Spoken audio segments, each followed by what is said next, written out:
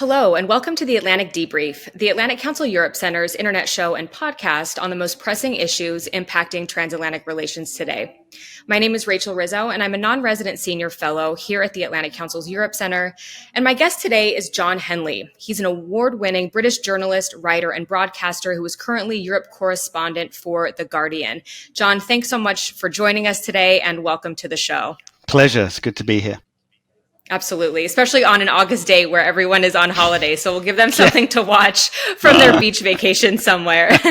But it's a serious topic that we want to discuss today. We're going to talk about the far right in Europe, the rise of the far right in Europe.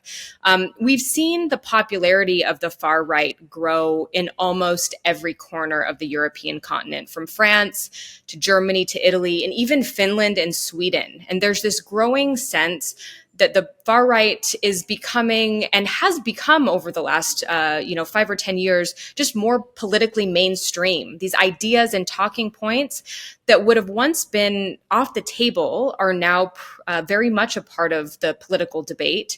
We've had many elections in Europe this year. And of course, next year's European Parliament elections will be decisive. So I want to jump right in and sort of unpack some of these questions on where Europe is headed politically. And I want to start by just asking a pretty basic fundamental question about whether or not we are actually seeing the rise of the far right in Europe. You look at the popularity of Marine Le Pen in France, the AfD in Germany, for example, and you get the sense that it is indeed growing. But then you look at Spain, where the right-wing Vox party recently underperformed in Spanish snap elections. So are we looking at isolated events or a larger political trend happening throughout Europe today? Yeah, I mean, I think the first thing to say is that it's not a new trend. The far right has been around in Europe for a long time. But what is different, I think, is, as you said, this kind of the degree of normalization, the degree of mainstreaming that has happened. I guess over the past 25 years ago, 25 years or so, if you look, for example, at pretty much 25 years ago, Jörg Haider was elected from the far right in Austria. And a couple of years after that, Jean-Marie Le Pen, the father of Marine Le Pen, who's the leader of France's far right Rassemblement National, made it through to the kind of runoff round of the French presidential elections. And on both those occasions, there was kind of shock and outrage really across Europe. There were kind of diplomatic sanctions were weighed up against Austria, and Jacques Chirac, who was the guy who went on to be president, sort of flat out to refused even to debate Jean-Marie Le Pen because his ideas were considered so extreme. Quarter of a century ago. Fast forward to where we are now, and as you said, we have Giorgia Meloni, who's prime minister in Italy, at the head of what is widely considered to be the most right-wing government that party has had that country has had for decades. You've got a right-wing government, centre-right government propped up by a far-right party in Sweden. You have a far-right party, the Finns, in government, part of the new governing coalition in Finland. You have the AfD, Germany's far-right party, second in the polls, doubled its sort of share of voter intentions, up at about 20%, ahead of the kind of social democratic party, main social democratic party in Germany. You've got Le Pen, who's riding very high in the polls in France. The FPO in Austria, the far-right party in Austria, is way ahead in the polls there. They've got elections coming. You've got a new far-right party in Poland, which looks very likely that it's going to be kingmaker in elections there. And of course, Hungary, Slovakia, Central and Eastern Europe, and the Netherlands, which is no stranger to far-right parties. They've had far-right parties for a long time, but there's been a spectacular rise there recently of this party, which isn't really far-right, the citizen farmer movement, BBB it's called. It won provincial elections earlier this year. It's going to do very well in national elections this fall. And it's populist, it's kind of agrarian, it's playing on the divide between rural and urban areas scenarios. It's anti-green transition. So yeah, there's clearly something happening. As you say, the Vox party in Spain underperformed. Most people seem to think because, fortunately, there were kind of local regional elections just before the national elections, and Vox formed alliances to go into kind of local and regional government with the main centre-right party. After those local and regional elections, and some of the measures that it took, the kind of culture war, war on woke sort of measures that it took, clearly scared a few people off. But there is clearly it's an undeniable fact that there are far right anti-establishment parties either in government, in coalition government in Europe, or influencing the politics of coalition governments across Europe to a greater extent than we've seen for a very, very long time.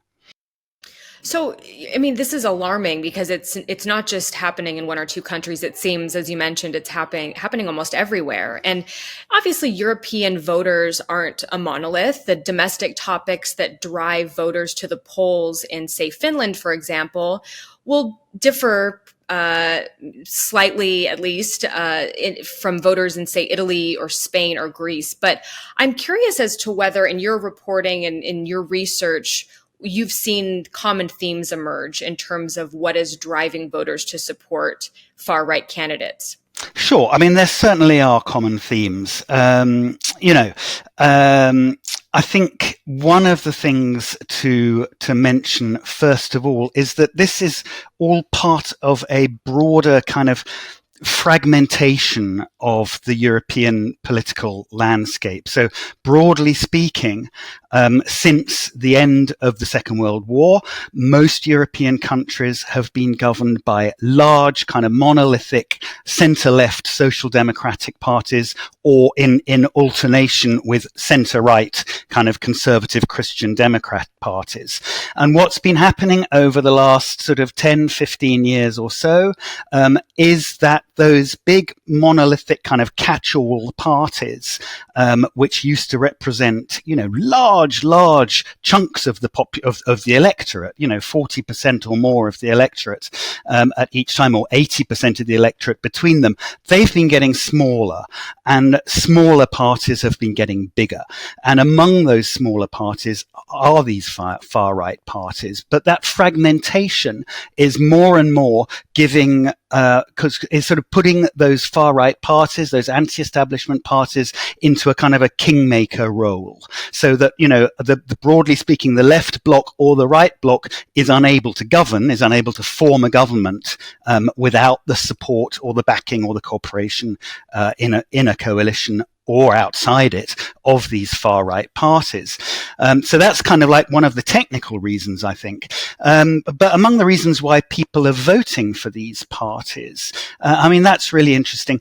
They've long thrived, European far-right parties. They're kind of constant sort of hobby horses over the last 40 years have been basically immigration, and particularly Muslim immigration. So they're anti-immigration, they're anti-Islam, and they've also been anti-EU, anti the European Union for a long time.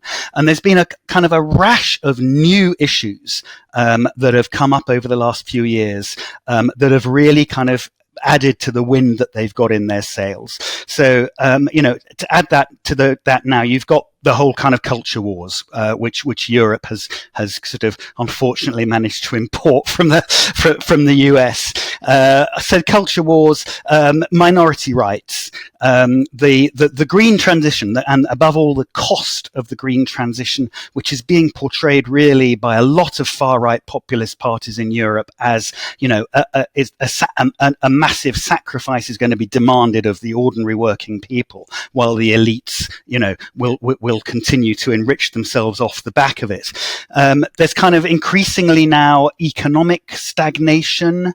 In Germany, that's a big factor, economic stagnation, and the kind of cost of living crisis that has followed the end of the COVID pandemic and has resulted from the from Putin's the Russian invasion of Ukraine. So all these factors are kind of coming together, and you combine that with kind of a general feeling of worry and uncertainty and anxiety over climate change and social and digital change, and a kind of a mounting mistrust of the establishment and the mainstream. And you have a really, really fertile ground for these parties. And just finally, I think the factor that's really come into it is this, what we mentioned right at the beginning is this normalization. So, more and more, as these big parties have shrunk, particularly the center-right parties in Europe, they've gone fishing for far-right votes by kind of adopting far-right talking points and policies on particularly things like immigration, and if they haven't won those votes that they wanted, then they're increasingly showing themselves open to cooperation, either inside coalitions or outside coalitions with those far-right parties. But it's been a kind of a two-way process, because the far-right parties themselves, the smarter ones at any rate, have really started to kind of moderate, and that they're moderating their more outrageous kind of pronouncements. They're kind of going heavy on kind of economic discipline, for example. They're no longer claiming that they're going to take their countries out of the EU, or they want the collapse of the EU. They want to reform the EU from within. They're moderating their language. They're kind of downplaying previous ties that they might have had with Russia and the Kremlin, etc. So you've got this kind of, normalization where their ideas are entering into the mainstream, also in the media, and the parties themselves are kind of behaving in a slightly more moderate fashion. And you put all of that together, and I think that's what really explains this kind of gradual rise that we've seen. Yeah, you made an interesting comparison to the United States in terms of the language that's being used in Europe. But, it's also interesting. Obviously, we have a two-party system, but this idea of kingmakers, that's exactly what happened when Kevin McCarthy was vying for House leadership. You had these far-right House members like Matt Gaetz and Lauren Boebert and Marjorie Taylor Greene really hamstring him and make him, sort of go to the right on some of his policies if he was to be House Speaker. I mean, it was a really interesting thing to watch. And you've sort of seen a similar thing play out with these multi-party coalitions in various European countries. But, I'm curious as to what this means for the European Union itself. I mean, this was a project of, economic integration, norms, values. If Europe is indeed moving to the right, what does that mean for the European project in your estimation? Yeah, I mean, that's a really, really good question. Before I answer it, I'll just kind of cycle back a little bit, because the one country that we haven't mentioned, although obviously it's not part of continental Europe, but, Britain is a European country as well. And Britain also has a two-party system. But there too, you've seen precisely this kind of kingmaker, phenomenon appear, in the sense that you've had the far right wing. I don't think it's an exaggeration to call it that. The far right nationalist, nativist wing of the Conservative Party, the centre right party, really take the whole party hostage. And that's ultimately, I think, what led to Brexit. It's what has led to probably one of the harshest and toughest immigration policies across the continent of Europe now in Britain. And you have a real, there's definitely a far right rhetoric in Britain, and it's coming from a wing of the Conservative Party. Very similar pattern to what you have in the US. But I mean, Britain obviously now has left the European Union. So where does this rise of the far right leave the EU? It's a really interesting question. And I think it cuts both ways, actually. The immediate issue is that it's likely to make life quite complicated for the EU in the near future. You've got some very, very big, complex, vitally important issues which need to be agreed on, and policies, kind of community-wide, union-wide policies enacted in the EU. So on most obviously on migration, on the EU's attitudes towards Russia and China, for example, policies regarding the green transition, and also, of course, very delicately, policies around the maintaining the rule of law in Europe, which has been a big problem with Poland and Hungary, where you've seen, real political interference with the justice system, with media, independence of free media, etc. Those are under attack in countries like Poland and Hungary, and it's going to become more and more complicated for the EU to deal with those big issues. The more that far right parties gain ground in the EU, they're likely to gain quite a lot of ground in the European elections, European Parliament elections that are coming up next year. The big question will be how much ground will they gain? How will the traditional centre right, Christian Democrat right, how will they fare, and will there be some kind of rapprochement between the two? That'll be the thing to kind of really watch out for, I think.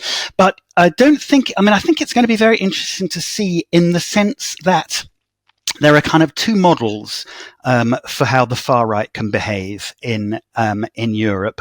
One of them is to be Viktor Orban, the Prime Minister of Hungary, which is to be really disruptive, really destructive, really, kind of stake out your territory and effectively hold the EU to ransom over a lot of different policies. The other one that we've seen that's very interesting and much more recent is Giorgia Meloni, in Italy, who's come from her Brothers of Italy party is a classic kind of far right, anti-immigration, ultra conservative, ultra traditionalist party. But in terms of her approach to the EU, I think it's fair to say most people have been quite surprised by how moderate she's actually been. It's almost like she's sort of treading a quite a tricky tightrope of, let's be sensible on the economy. Let's be sensible about our dealings with Europe. Let's not kind of rock the boat internationally. And then perhaps I can carry on with my kind of culture war stuff domestically, which she is doing, notably around rules around the LGBTQ plus community, etc., and gay marriage, that kind, gay parenting particularly. So it's not clear yet what kind of leaders, and for example, if Marine Le Pen becomes the president of France, will her model be, which is not excluded, it's certainly not certain, but it can't be excluded at this stage, when the next French presidential elections in 2027, if Marine Le Pen wins, will her model be Orban or will her model be Meloni? If the AfD comes out on top in Germany, will their model be Orban? Will it be Meloni?